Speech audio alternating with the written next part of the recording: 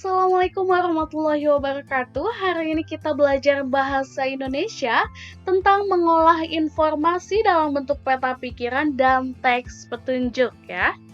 Tujuan pembelajaran hari ini diharapkan Ananda dapat membuat peta pikiran berdasarkan teks dan membuat teks petunjuk. Oke, apa yang disebut peta pikiran? Peta pikiran adalah garis besar isi bacaan atau informasi penting yang ada dalam bacaan.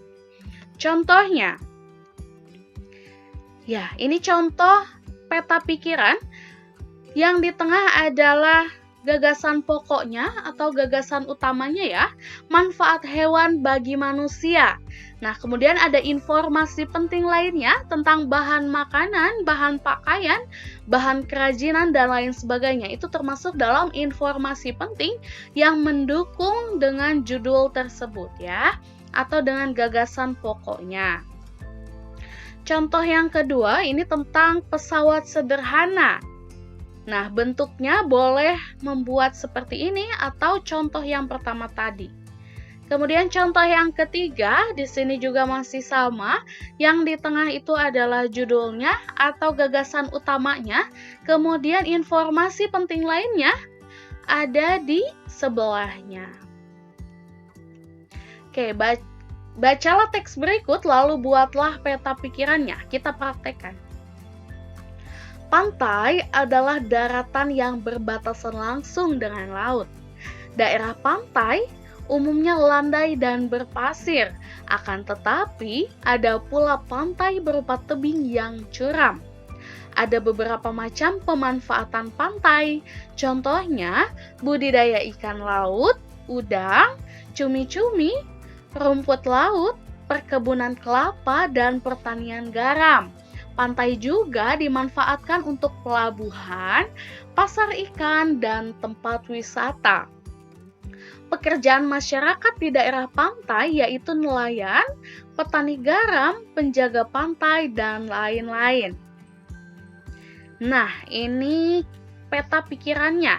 Judulnya itu tentang pantai atau gagasan pokoknya tentang pantai ya. Kita membicarakan pantai di teks yang tadi dibacakan. Kemudian informasi penting lainnya ada tentang pengertian pantai. Coba kita lihat teks yang mana tentang pengertian pantai. Ya, yang titik pertama ya. Pantai adalah daratan yang berbatasan langsung dengan laut. Nah, itu adalah pengertian pantai.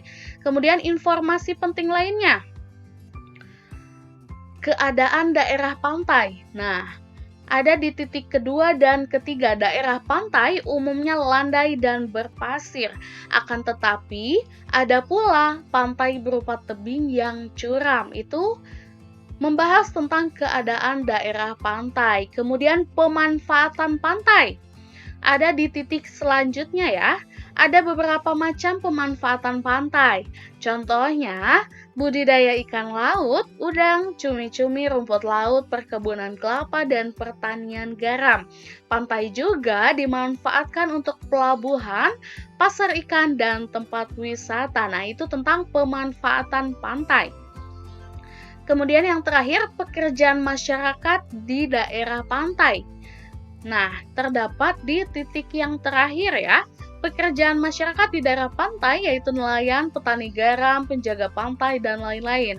Nah, ini cara kita membuat peta pikiran dari sebuah teks. Kemudian sekarang teks petunjuk. Nah, teks petunjuk ini berisi arahan atau petunjuk untuk melakukan sesuatu. Tujuannya untuk menjelaskan penggunaan atau pembuatan sesuatu. Nah, di sini ada jus mangga ya. Kita lihat teks petunjuknya. Petunjuk membuat jus mangga. 1. Kupas dan potong-potonglah buah mangga. Masukkan potongan mangga tersebut ke dalam blender dengan gula putih dan air. Nyalakan blender. Tunggu sampai halus. Tuang jus ke dalam gelas, tambahkan es batu. Jus mangga siap diminum. Nah, untuk teks petunjuk ini biasanya berupa kalimat perintah ya. Oke, sekarang tugas yang telah Ibu berikan ada 2 LKS, yaitu tentang peta pikiran. Silahkan Ananda buka buku pena 4A, halaman 74-75 ya. Di situ ada teks yang ayo berlatih. Nah, itu teksnya. Silahkan buatlah peta pikiran di LKS tersebut ya. Kemudian ada LKS selanjutnya tentang teks petunjuk. Nah, teks petunjuk ini silahkan Ananda buat tentang makanan boleh atau barang lainnya. Boleh ya, silahkan bebas Ananda buat teks petunjuknya.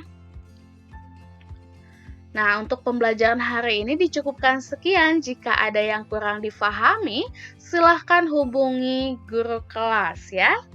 Ingat, dibuka buku Bupena 4A halaman 74 dan 75.